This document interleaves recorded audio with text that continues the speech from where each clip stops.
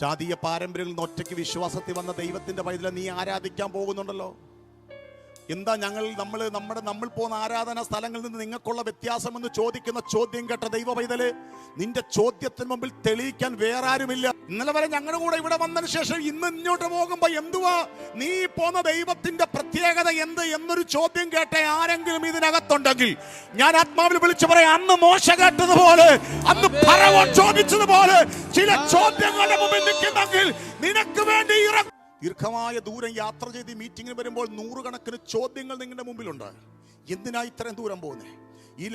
ഈ നാട് മൊത്തം മഴയിൽ കിടക്കുമ്പോൾ എന്തിനാ പോകുന്നത്? എന്താ അവിടെ ഒരു പ്രത്യേകത? എന്തോ നിങ്ങളുടെ ദൈവത്തിന്റെ പ്രത്യേകത? എന്തിന് യേശുവിനെ വിളിക്കണം?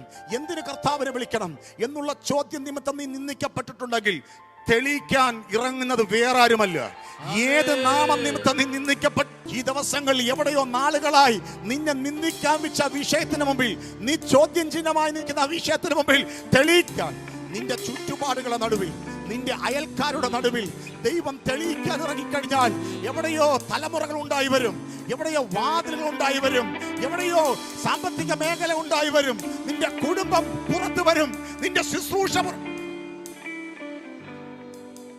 ഒരു പോഷനെ പോലെ. അപ്പാ എന്റെ ജീവിതത്തിൽ ദൈവമാണെന്ന് തെളിയിക്കാൻ എന്നിറങ്ങണമെന്ന് പറയുന്ന എത്ര പേരുണ്ട്? എന്റെ സമൂഹത്തിൽ ഒന്ന് ഇറങ്ങണേ.